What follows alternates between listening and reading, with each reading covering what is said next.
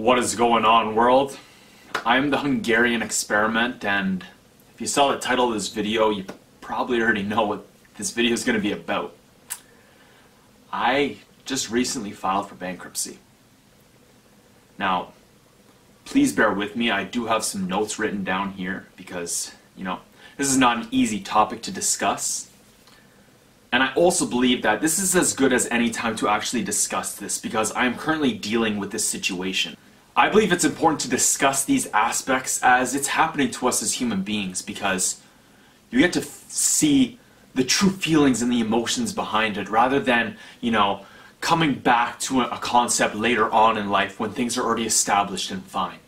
You get to see the real emotions, the real feelings, you get to see the real words behind it. So, as I mentioned there, I do have some notes written down because I want to be thorough. I want to try to explain myself as best as I can so I can possibly help other people in this world. So, let's just dive right into this. This is not easy to discuss, as you can see here.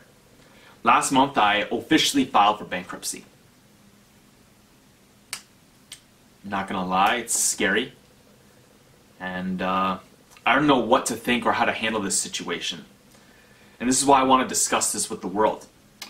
I think many of us, when we are in a situation like this, we are in debt.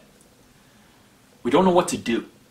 We feel like everything's crumbling around us and we don't know who to seek out. We don't want to reach out to our loved ones. We don't want to reach out to our friends. And I believe this is why, some people go homeless. I know there's definitely the mental aspect of why there are many homeless people right now, but along with that, many people are too scared to reach out to the people they care about and they love. All I can do with my journey here on Earth, all I can do with my journey here as the Hungarian experiment and with this camera in my face is be as open and honest as possible. I want people to see that there are ways out of this. There are people out there in the world who can help you. There are programs out there to help you get out of this situation. You don't have to resort to homelessness. There are ways to get out of this. There are ways to get better. Money is a very taboo thing in this world. Many people don't like discussing their finances and their money. And there's a very big social stigma behind bankruptcy. But what I want to reveal here is that, it's really not that bad. It's really not that bad. It's this stigma that's behind it. Yes, you will have to change up your lifestyle a bit. Yes, you will have to sacrifice. And as I mentioned there before, if the people in your life are going to judge you or act different around you, maybe it's time that those people leave your life. Maybe, as I mentioned earlier, they could be the cause of the problem. They're fueling that fire that put you in that situation. So, why did I file for bankruptcy? How did this happen to me? We'll go way back. We'll start when I was still in college. So, in college there, I didn't have a rich family or anything, so I had to take out OSAP, which is governmental help here in Ontario, to help me get through school. So I actually went to college just outside of Peterborough in Lindsay, Ontario, at Fleming College. I went to become a resource drilling and blasting technician. It was a 2-year program. It was honestly not that much governmental help that I needed. I think it was 10 grand in total to cover for the 2 years along with housing and all that kind of stuff. And within the last month of schooling, some drilling companies came to the school and 6 of us got hired. 98% of people, I believe, got hired from that program within just a couple months. So if you want an easy job, it's not easy, but if you want to ensure you're gonna have capital, if you want to gain some experience in the world and you don't know what to do, this is what I did. I didn't know what my passions were at the time. I didn't know who I wanted to become. I didn't know what man I wanted to aspire to be at that point in my life. I didn't want to go to school to become a doctor or a lawyer or to enter things that I was interested in because I didn't want to spend 5 years in school and hundreds of thousands of dollars in debt just to find out it's something I didn't want to do. So, as I mentioned there, I got hired within the last month of school and I worked in an underground gold mine for about 1 year and 7 months. I was making about $50,000 to $60,000 a year as a driller's assistant, and once I if I would have stayed there for another couple months, I would have been moved up to the driller status, and I would be making over $100,000 a year with all the bonuses and all the things that come along with it. So if I stuck it out, I would have been like making more than a doctor's wage. But morally and in terms of health issues, working in a mine like that, I couldn't stick it out. It was not something that I was passionate about. When they came to hire us there, they said, "Oh, you guys are so qualified. Within a year, you'll be full of drillers." And it was going on to almost 2 years that they were kind of just stringing us along. And I mentioned in other videos how I watched people who were just older than me, yet less qualified, get promoted. And I was just, morally, I had to do what was right for me at that time. So I left. Now, during this year and 7 months of working in this mine and getting all this money, and my lifestyle changed. Working 28 days straight, busting my ass, and then having 2 weeks off, I wanted to spend that money. My lifestyle became a little lavish, so to say. Whenever I came home, I'd go shopping. I thought that's what you did as a human being on this earth. You worked hard, you worked your ass off so you could go buy stuff. I was the typical consumer at that point in my life. I didn't know any better. I didn't know what my passions were. I didn't know what I was interested in. So I was spending money how I thought you were supposed to spend it. I was buying shoes, I was buying DVDs, I was buying things that weren't helping me upon my path in life. I was doing what I thought you had to do. Because I had this awesome job, I managed to pay off my OSAP, my governmental help there for schooling within I think 2.5 months. I managed to pay that off.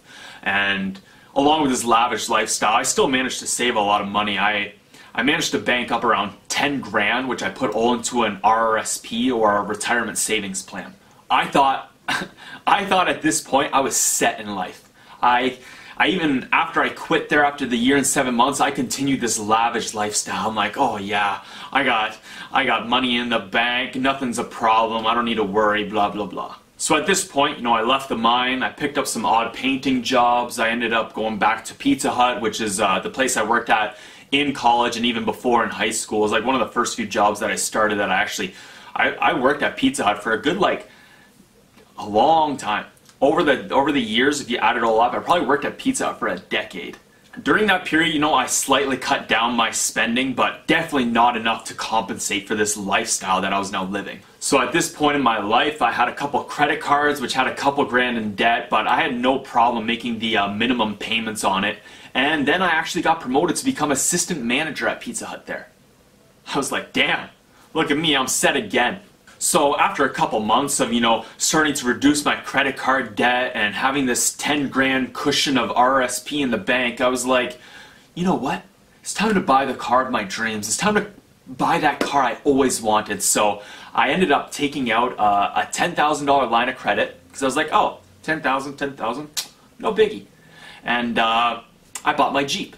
I started making payments on the Jeep. I was still able to make my minimum payments on the credit cards, and I thought everything was honky-dory, even though I was still putting things like groceries on my credit card. So fast forward about a year or so, I was doing well there, I was slowly making these payments to everything, and I actually got offered another drilling job, which was just slightly bit more money than I was making as the assistant manager wage there, and within about 7 to 8 months, that company actually shut down. Fuck. What do I do now? I went back to Pizza Hut, but I obviously couldn't get that assistant manager job again. I went back to minimum wage, and I just watched the interest start climbing and climbing. I was watching myself go into debt, even though I was in debt. It was very weird. So the interest was hitting me hard, and I didn't want my then girlfriend at the time to know that this situation was happening to me, along with the social groups that I was involved in. I didn't want people to know that I was struggling. So I kept spending, I kept living the lifestyle that I lived, which was stupid. And this is actually the point in my life where I discovered my passions. I discovered what and who I wanted to be in this world. I discovered YouTube, and I started questioning everything I was doing. Why am I acting like this? Why am I spending like this? Who am I really? Why am I doing all this in my life? It didn't make sense to me. So I started saying to myself, if I want to dedicate time to my passions, I got to get this debt shit under control. So I didn't know what to do. I took out the $10,000 RRSP that I had, which took a big hit on taxes, and I tried to pay off as much of the line of credit as I could, which wasn't much, because I still had to pay off these credit cards at the same time, which at that point, working minimum wage and now having the credit cards be more than just a couple grand, the interest was very high. At this point, I got really scared. My girlfriend actually dumped me while we were at work one night, and I felt like everyone turned on me. I got really depressed, I got really angry, and it just made me question even more, what is my purpose? What am I doing with my life? Why am I doing this? Why am I still carrying out these actions? It was scary as hell. I was almost $20,000 in debt, and I felt like my life was over. I was like, is this going to be the rest of my life? Is just working minimum wage to pay off this debt that is mostly compounded from interest that I didn't even buy stuff with? It was just all interest that incurred over the last 4 to 5 years. So at this point, I decided to say fuck it to my ego. I reached out to my family. I actually met the love of my life during this period, the beautiful one, and I made sure to tell her within the first month there, this is what's happening. I want you to be aware of this. I want you to know this, so you can leave right now if this is a problem for you. So let's fast forward to now. After reaching out to my loved ones and the support groups in my life, I did my research. I reached out to a program and some people here in London, Welker & Associates, and over 3 to 4 months, they helped me to take care of my debt. They put everything on hold for me so we could figure out a solution. Basically, they got the creditors to stop coming at me during this 3 to 4 month gap here, and we tried to negotiate a consumer proposal. I'm not going to dive too much into this because it all depends on your situation here in life, how much money you're making, how much debt you are in, and how that all works. But there's this amazing program, there's people here who help me. They help break things down for me. They help me to understand the situation, to realize that, it's not that big of a deal. And at the time, I was more or less worried about this label of bankruptcy. I was a year or so into this YouTube journey, and I was like, man, what if people find out that I'm bankrupt? Are people gonna think I'm a loser in life? Like, what are people gonna think of me? But during this time, I stopped caring so much what people think about me. And this is what I want to show up on my journey, is that, these social stigmas, these cultural perceptions we have in life are just that. It's what people think about you. And if you don't care what people think about you, or you're not concerned about the thoughts in other people's head and what they assume of you, having all these comments, people talking about, oh, you have a tiny gap in your teeth, or, oh, this, or you talk funny, or you look weird, or you're too serious, or you're always angry. It's like, well, if I don't care what they think about me in that sense, and I can still be me, and I'm not going to change myself for that, then why would I care if people think I'm bankrupt or not? So I started to question, what's really wrong with saying that I'm bankrupt, or even having this label of bankruptcy on me? So here's my situation as of right now. For the next 9 months, I have to pay $200 a month towards this bankruptcy to my financial advisor there. That's really not that bad. As I mentioned there, following these 9 months, I'm going to have pretty shitty credit for the next 8 to 9 years. But as long as I can get my money back in order and I can start saving up, and nothing happens to me seriously with a car, or I have support from my loved ones, and I have support from the people who care about me in life, I don't think I need to worry too much. And I don't think, if you have support groups out there, if you have loved ones who care about you, they're going to help you get through this. And it's not going to be that hard. Having bad credit doesn't mean your life is over. Credit is something that we've invented in this world. Money is something we've invented in this world. I'm still alive. I'm still accomplishing. I'm still achieving. I'm still growing. I'm still learning. I'm still doing what I'm passionate about in this life. And, I'm not letting money stop this. I'm not letting bankruptcy stop this. But if I was still in that debt, and I was trying to hide this from everyone, I was trying to hide this because I had this social stigma, I would be held back. I would be hindered from accomplishing, from achieving, and from getting upon my passions and eventually my life task. So, having this shitty credit, it does suck.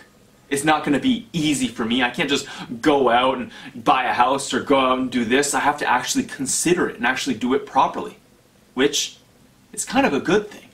Now, if you have a different job, you know, you're making $100,000 a year, and trust me, people who are making $80, $100, even $120,000 a year can go into debt. It's all about issues that happen in your life, things that take you away, deaths in the family, you know, serious illness, a divorce, things like this is what cripples you financially. And you can have an amazing job, and this is what dictates, you know, this is really not that bad. You know, 9 months of paying $200, I have to pay $1,800 rather than 20 grand in debt, which would be incurring interest this whole time. But that's basically where I'm at right now. I filed for bankruptcy about a month ago. I'm 2.5 months into this. I've made $400 in payments. So what I want to leave you with here today, world, is that there are ways out of this. There are people and there are programs that want to get you back into consuming. They want to make sure your life is good. They don't want to see you end up on the streets. These banks and these corporations, these businesses, they want you to be spending money. And there are efforts and ways that you can get this back. And the only big issue that I see behind this is the social stigma, is these cultural perceptions behind bankruptcy. And that's what I want to try to break with this video here. Is this is all bullshit. This is all bullshit about, oh he's in bankruptcy, people judging you. If you don't care what people think about you, which I know most people say, oh, I don't care what this person thinks about me, then what's the point? What's it really going to hurt you to do this? To finally get control of your life and figure things out? So seek these out. Look for these programs. Ask for help. Talk to your loved ones and your friends. My financial advisor mentioned to me that, you know, 80% of people out there have about $20,000 to $30,000 in debt. That's crazy. Talk to people. You can get out of this and you can get your life on track. Don't let money and debt hold you back from discovering your passions in life. I believe finding your passions in life will lead you upon your life task, which will ultimately lead you to happiness and contentment with your journey through this world. Thank you so much for watching this video. I hope this can help people out there.